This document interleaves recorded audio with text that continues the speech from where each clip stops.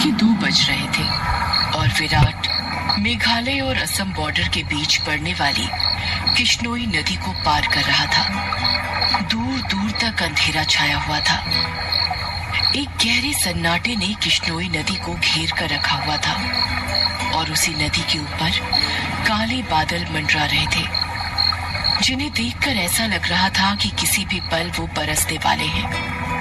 नदी में घुटनों तक पानी था जो धीमी रफ्तार के साथ बहे जा रहा था। विराट के एक हाथ में मोबाइल का टॉर्च था तो दूसरे हाथ में साइकिल का हैंडल। विराट पैदल पैदल मोबाइल के टॉर्च की रोशनी के सहारे नदी पार कर ही रहा था कि तभी उसका मोबाइल बजने लग जाता है। विराट फोन उठाते हुए कहता है, हाँ वन्ना बोलो। मोबाइल के अंदर से एक औरत की आवाज सुनाई देती है। कहाँ तक पहुंचे आप जी? किश्नोई नदी तक पहुंच गया हूँ वन्ना। बस ये किश्नोई नदी पार की और फिर मैं सीधे तुम्हारे पास। वन्ना की घबराते हुए आवाज सुनाई देती है। क्या कहा? किश्नोई नदी पार कर रहे हो आप? और नहीं तो क्या, अब तुम्हें तो पता ही है कि बंगला मुडा गांव से रोगंका मुचा गांव जाने का एकमात्र यही रास्ता है और वो भी नदी पार करके जाना पड़ता है। आपको इतनी रात में वापस नहीं आना चाहिए था। ग्रेवयार्ड कोठी में ही रुक जाना चाहिए था। आपको पता है ना नदी के पास वो घूमती है। विराट हैरानी के साथ पूछता है, वो घूमती है मतलब? आपको सब पता है पर फिर भी आप जानबूझकर ऐसा बोल रहे हैं ना?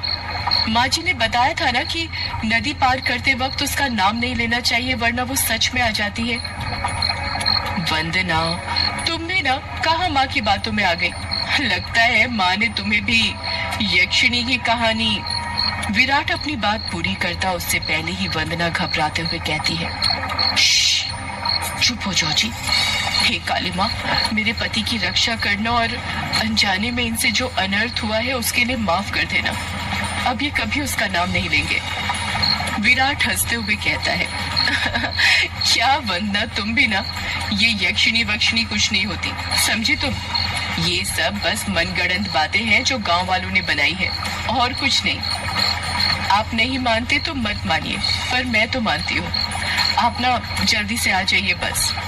हाँ वन्ना, आ रहा हूँ, बस ये नदी तो पार कर लूं पहले। अच्छा मैं रखती हूँ। अरे ऐसे कैसे? तुम्हें नहीं लगता तुम कुछ भूल रही हो?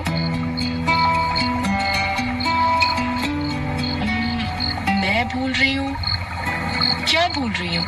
यक्षिणी के बारे में याद रख सकती हो, लेकिन ये याद नहीं रख सकती कि आज हमारी शादी की सालगिरह है। गलती हो गई जी, माफ कीजिएगा। आपकी फिक्र में तो मैं भूल ही गई थी। विराट मुंह बनाते हुए कहता है, अब भूल गई थी तो उसकी सजा तो मिलेगी तुम्हें। सजा के लिए तैयार रहना। वन्ना प्यार से पूछती है, अच्छा तो क्या सजा देंगे आप?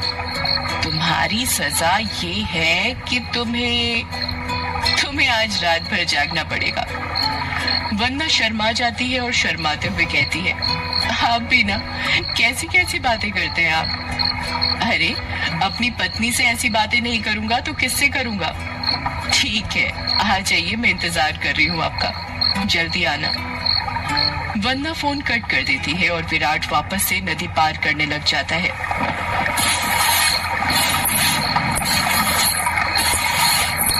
अभी विराट ने 1-2 कदम ही आगे बढ़ाए थे कि तभी उसको पायल बजने की आवाज सुनाई देती है। विराट को लगता है कि उसके पीछे से कोई लड़की भागते हुए निकली हो। पायल की आवाज सुनकर विराट जहां पर था वहीं पर रुक जाता है और पीछे मुड़कर देखने लग जाता है। जब वो पीछे मुड़ता है तो सिवाय अंधेरे के उसे कुछ दिखाई नहीं देता। उसके पीछे कोई नहीं था। ये वंदना भी ना यक्षिणी का नाम लेकर मेरे मन में उसका वहम डाल दिया और वही वहम डरा रहा है अब मुझे। और वैसे भी मैं तो खुद यक्षिणी से मिलना चाहता हूँ। बड़े चर्चे सुने हैं उसके, सुना है बड़ी खूबसूरत है। इतना कहकर विराट वापस से आगे बढ़ने लग जाता है। विराट मुश्किल से अभी 1-2 कदम चला ही था कि तभी उसे नदी के किनारे पर एक काला साया दिखाई देने लग जाता है।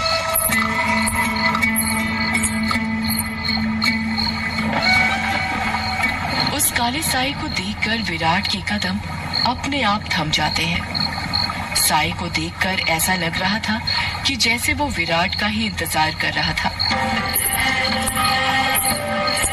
काले साए के पास से पायल के बजने की आवाज और चमेली के फूल की खुशबू आ रही थी। विराट के हाथ पैर कपकपाने लग गए थे। विराट डरते हुए कहता है, कहीं कहीं वंदना की बात सच तो नहीं थी? ये यक्षिणी तो नहीं?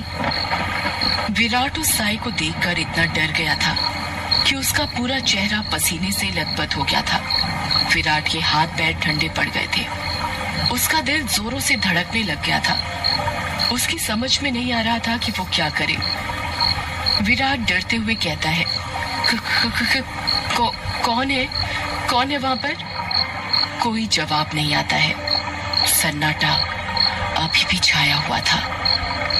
विराट अपने मोबाइल का टॉर्च उस काले साए पर मारने लग जाता है। जब उस टॉर्च की रोशनी उस काले साए पर पड़ती है तो विराट देखता है कि वो साया किसी और का नहीं बल्कि एक लड़की का था। नदी के किनारे पर एक बहुत ही खूबसूरत लड़की खड़ी थी जिसकी उम्र करीब 24 साल और लंबाई 5 फीट 2 इंच थी।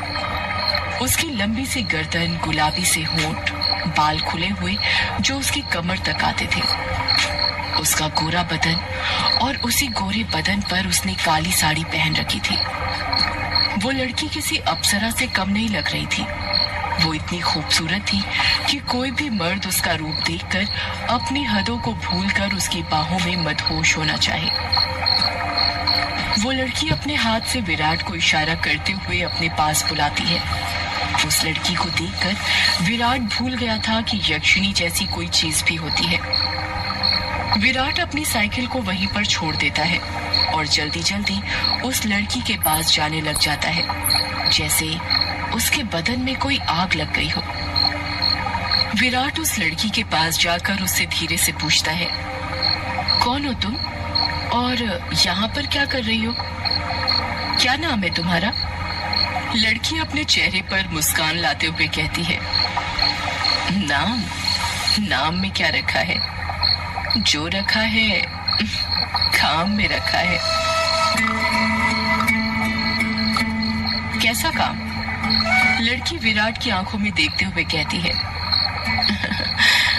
वही काम जो तुम घर पर जाकर अपनी पत्नी के साथ करने वाले थे। तुम उसे आज रात भर जगाना चाहते थे ना? क्या तुम मुझे नहीं जगाओगे? उस लड़की की आंखों में एक नशा सा था जिसे देखकर विराट सब कुछ भूल गया था। ऐसा लग रहा था जैसे वो उसके वश में आ गया हो। विराट भी उस लड़की की आंखों में देखते हुए कहता है, हाँ क्यों नहीं, मैं तुम्हें आज रात क्या कल परसों नरसों हमेशा जगा कर रखूंगा, कभी नहीं सोने दूंगा तुम्हें। इतना कहते ही विराट उस लड़की को अपने सीने से सटा लेता है और अगले ही पल दोनों नदी की रेत पर निर्वस्त्र पड़े हुए थे। दोनों के जिस्मों की गर्मी से रेत उनके शरीर पर चिपक गई थी। उस लड़की के बदन में से चमेली के फूलों की खुशबू आ रही थी। लड़की नीचे थी और विराट उसके ऊपर। विराट के माथे की पसीने की बूंद ये साफ जाहिर कर रही थी कि वो थक चुका था और उसके बदन की सारी ताकत खत्म होने वाली थी। पर उस लड़की का चेहरा देखकर ऐसा लग रहा था जैसे अभी कुछ हुआ ही नहीं था। उसके अंदर की प्यास अभी नहीं बुझी थी। विराट अपने चरमोत्कर्ष अवस्था में पहुंचने वाला था और कुछ ही पलों में वो उस लड़की के बदन पर ध्वस्त होने वाला था। तभी उसकी नजर उस लड़की के वक्ष पर पड़ती है और वो देखता है कि उस लड़की के वक्ष पर धीरे धीरे झुर्रियां आने लगी थी।